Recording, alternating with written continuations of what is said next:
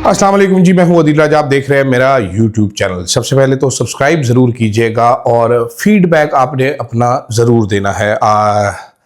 Super thanks का chance मिले आपको या आपको चांस मिले मेंबरशिप लेने का चैनल की, तो वो ज़रूर लीजिएगा। जनाबे वाला इमरान खान को कल एक बार फिर तिब्बी मुआयने के लिए लेके जाया गया। मेरा ख्याल था 22 तारीख को लेके जाया जाएगा, लेकिन वो 24 की रात को ले जाया गया। तो इस हद तक तो मेरी खबर बिल्कुल ठीक साबित हुई कि इमरान खान को 25 को नहीं लेके जाना। ये 25 को सिर्फ डिफ्लेक्ट करने के लिए कहा जा रहा है। तारिक फजल चौधरी साहब की तरफ से झूठ बोला जा रहा था गवर्नमेंट की जानिब से, और वो अब कंफर्म भी हो गया कि ये झूठ ही था। यानी कि आप अंदाज़ा कीजिए किस तरीके से डिस्ट्रैक्ट करने की कोशिश की जा रही थी। एक बार फिर खुफिया इलाज किया गया है।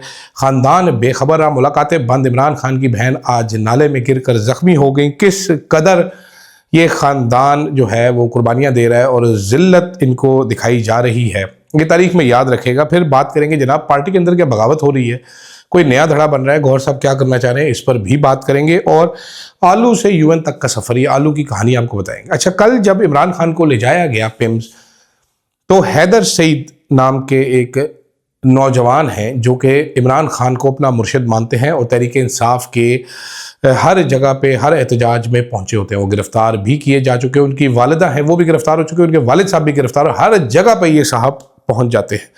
हैदर सईद साहब मोबाइल उन्होंने हाथ में पकड़ा है, चीख चीख के इमरान खान के नारे लगाते हैं। इंटरेस्टिंग चीज़ ये है कि पार्टी के अपने जो लोग हैं वो इनसे नफरत करते हैं क्योंकि ये सवालात पूछते हैं।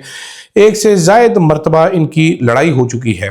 एक दफ़ा मीना खान अफरीदी के साथ लड़ाई हुई थी, दूसरी बार शाहिद खान खटक साहब जो हैं, शाहिद खटक साहब, उन्होंने इनका मोबाइल तोड़ा था हैदर का। बहुत ही जज्बाती हैं इमरान खान को लेकर। मुझे अभी याद है जब बुशरा बीबी को रिहा किया गया था तो हैदर साहब जो थे वो बुशरा बीबी के काफिले के साथ साथ थे, अपनी वालदा को लेकर भागते फिर। इनको कोई पैसा नहीं मिलता, इनका कोई ओहदा नहीं है, बल्कि मैं ये भी कहूँगा पार्टी में कोई इज्जत नहीं है, लेकिन फिर भी हर जगह पे मौजूद होते हैं। कल रात को इन्हीं के हिस्से में आया ये बात, उन्होंने खबर ब्रेक की सोशल मीडिया पर। वो इमरान खान के कॉन्वॉय जो इमरान खान को लेके आया जा रहा था पिम्स, उसके साथ साथ रहे वक्त इन्होंने पूरा नोट किया, पूरी चीज़ें ट्विटर पर ये डालते रहे। जिसके बाद मुझे लगता है कि हुकूमत जो है वो मजबूर हो गई इमरान खान के इलाज के बारे में बताने के लिए। इमरान खान को 12:15 पर पिम्स हॉस्पिटल लाया गया और 45 मिनट तक उनका ट्रीटमेंट हुआ। बैरिस्टर गौहर साहब को रात के 2 बजे के मैसेज के जरिए इतला दी गई कि इमरान खान को लेकर आया गया है। ये वीडियो हैदर सईद की है, ये देखिए। ये साथ साथ पीछे पीछे घुसे हुए थे। मुझे नहीं मालूम, कई लोग कह रहे हैं इनको एक्सेस कैसे मिला, लेकिन ये देखने की ज़रूरत ज़रूर है कि हैदर साहब जो हैं वो लगे हुए थे पीछे इमरान खान को लेकर। जनाब इस वक्त 10 के करीब हैदर सईद ने जो इन्फॉर्मेशन दी है डाले। इमरान खान की फैमिली से मैंने रब्ता किया तो एक ज़राए ने फैमिली के मुझे, उन्होंने कहा नाम नहीं लेना, लेकिन हमें बहनों को कोई इतला नहीं दी कि दूसरा इंजेक्शन लगना है कि नहीं लगना।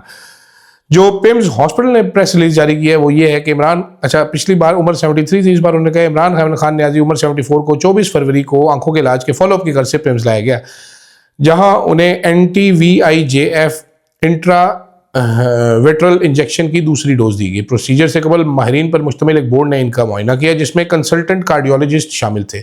इस बार एक कार्डियोलॉजिस्ट को ऐड किया। आपको याद होगा मैंने चंद दिन पहले एक व्लॉग किया था कि क्लॉट बन जाता है जब, तो मसला नहीं है, मसला ये है कि क्लॉट बना क्यों है, तो इसलिए कार्डियोलॉजिस्ट अंडरलाइंग कार्डियोवैस्कुलर डिजीज हो सकता है तो कंसल्टेंट कार्डियोलॉजिस्ट को भी शामिल किया। एकोकार्डियोग्राफी की गई और ECG भी की गई जिसका नतीजा नॉर्मल है। इस दौरान कंसल्टेंट फिजिशियन भी थे, उन्होंने भी इमरान खान का मुआयना किया और बिल्कुल स्टेबल पाया। ये भी वैसे एक अजूबे से कम नहीं है कि एक 74 साल का बंदा जो कि 3 साल से जेल में है, बदतरीन हालात का सामना कर रहा है, वो फिजिकली बिल्कुल स्टेबल और फिट है। अगर जरदारी साहब होते तो जेल में पैम्परों के ढेर लगे होते, दिमाग उनका सुकड़ चुका होता। नवाज शरीफ साहब होते तो उनके प्लेटलेट्स गिर चुके होते। शहबाज शरीफ साहब होते तो उनकी कमर में इतना शदीद दर्द होता जितना इस वक्त मेरी कमर में हो रहा है, शदीद ही कोई दर्द हो रहा है। खैर अल्लाह के हुक्म से, इसीलिए व्लॉग छोटा सा करेंगे।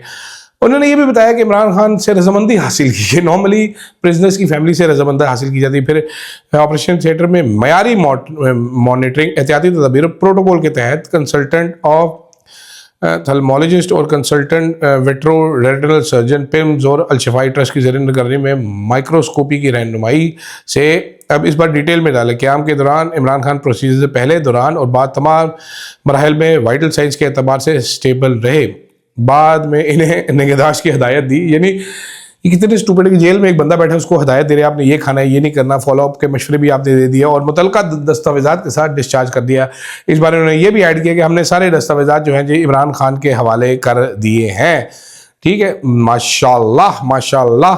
तो पिम्स हॉस्पिटल ये तस्दीक कर रहा है, लेकिन इमरान खान की फैमिली को इस बारे में कुछ पता नहीं। वो बार बार कह रहे हैं कि जनाब शिफा इंटरनेशनल शिफ्ट किया जाए, इमरान खान को इनका ख्याल किया जाए, लेकिन वो नहीं किया जा रहा है। इंटरेस्टिंगली सवाल अब ये भी उठता है कि हैदर सईद नाम का बंदा 3 दिन से लगातार लगा रहा, ढूंढने की कोशिश करते, तो पार्टी वाले किधर थे? पार्टी वालों ने कोशिश क्यों नहीं की? इतने ठंडे सत्तू पी के पार्टी के मैंने इस पर सवाल उठाने की बिल्कुल ज़रूरत है। मैं ये नहीं कहता पार्टी ने कुर्बानियाँ नहीं दी, लेकिन बहुत सारे सवालात हैं, ढेरों ढेर सवालात हैं जो इनसे किए जाने चाहिए। ख़ानदान के साथ क्या हो रहा है ये आपके सामने है। पार्टी के एमएनए, सेनेटर्स, एमपीएस कितने हैं आप गिन सकते हैं। उसके बावजूद आज अब मुझे मामूली सी दर्द है कमर में, मैं डिस्कम्फर्टेबल हूँ, मुझे दर्द ज़्यादा ही मामूली नहीं है, खैर बड़ी ज़्यादा चीखें निकल जाती हिलूँ तो मेरा ये हाल हुआ। मैं सोचे वो 70 साल बहन वो नाले में गिर गई बेचारी। ठीक है, नमाज़ पढ़ने जा रही थी, नालों में कभी गिर रही हैं, कभी सड़कों पे इनको घसीट रहे हैं, कभी पानी फेंक रहे हैं। किसी के साथ ऐसा नहीं किया गया होगा। ये मरीम नवाज़ या उनकी अम्मी के साथ ऐसा किया जाता तो कोहराम मच के होते ये। और मतलब गौहर साहब के घर में एक दफ़ा छापा डाला था तो गौहर साहब की आंखों में आंसू अदालत में निकल आए थे। आप ये किसी और के घर में होगा ऐसा तो खैर क्या कहने हैं उस पर। दूसरी जानिब जो समाअत हुई है आज इमरान खान की, उस पर जज साहब आए ही नहीं इस बात पे कि इमरान खान से मुलाकात करवानी है। वो उसके आधे रास्ते में ही जनाब जो है वो गायब हो गए अल्लाह के हुक्म से।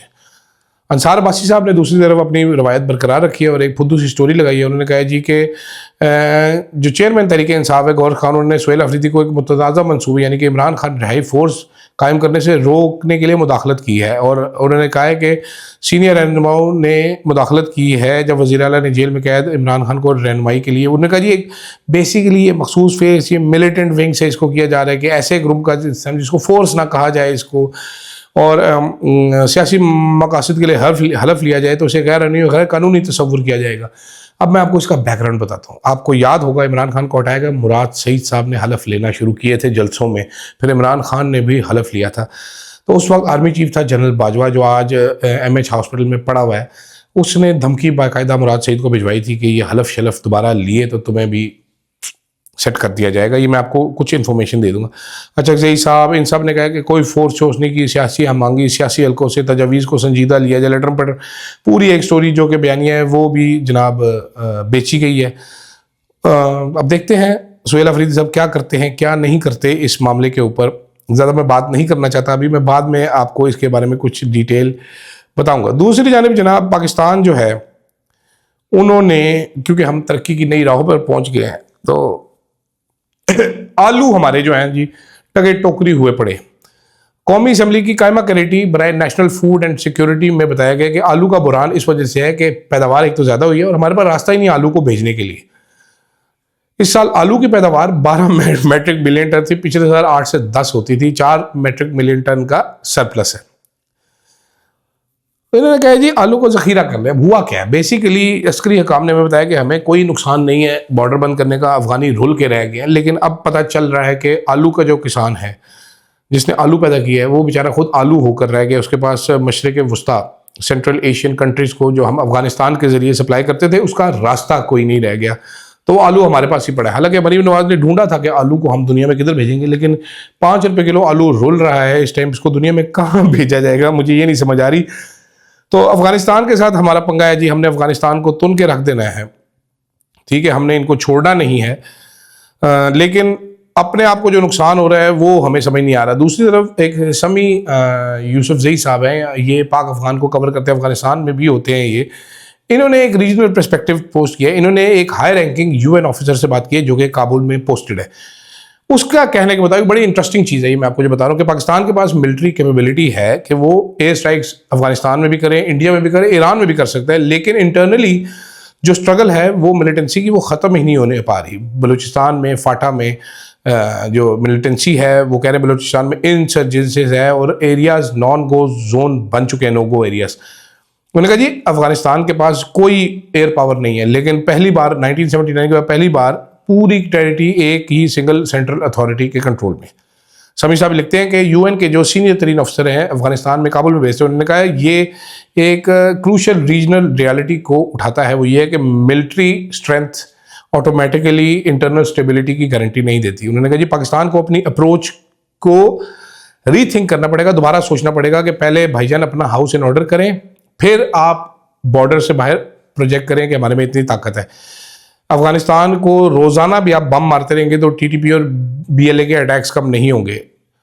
साथ उन्होंने ये कहा कि negotiations move by Imran Khan with Taliban was a very good move, लेकिन पाकिस्तान का मसला फर्द वाहिद है जो कि पॉलिसी बनाते हैं, इदारे नहीं बनाते, और ये सबसे बड़ा स्ट्रेटेजिक लॉस है पाकिस्तान का, the loss of Pakistan influence over Afghan Taliban. Pakistan अभी भी, उनके कहने का मतलब ये था कि अफगान तालिबान की लीडरशिप को बॉम्ब नहीं करना चाहेगा, बिकॉज वो अभी तक एहसासिया हैं, क्योंकि एक isolated Pakistan is ideal for Pakistan rather than a weak Afghan regime like Karzai and Ghani. लेकिन वो कह रहे हैं कि जनाब उन्होंने इनको अब एम्बेरस किया इंटरनेशनली, तो इसलिए पाकिस्तान ये कर रहा है। और वो कह रहे हैं पाकिस्तान की बॉम्बिंग कोई पाकिस्तान के सिक्योरिटी थ्रेट्स को हेल्प नहीं करेगी। कॉमन अफगानियों को ये मालूम है कि तालिबान उनको इफेक्टिवली रिटेलिएट हम नहीं कर सकते, और पाकिस्तान तालिबान इस प्रेशर में भी नहीं है कि उन्होंने रिस्पॉन्ड करना है, इसीलिए शायद वो यूएन चले गए। तो तलाल जो ऐसा बना रहे थे कि हम सारी दुनिया में दहशतगर्दी रोक रहे हैं, हम नहीं रोक रहे भाई, हम दहशतगर्दी का शिकार हैं और हम उसको रोक नहीं पा रहे। सच ये है, और जितनी जल्दी सच को एडमिट करें उतनी जल्दी हम अपनी पॉलिसी रीथिंक कर सकेंगे। यूएन का बंदा कह रहा है कि इमरान खान की पॉलिसी ठीक थी, आप भी कुछ सोचिए। मुझे दीजिएगा इजाज़त, अल्लाह हाफ़िज़।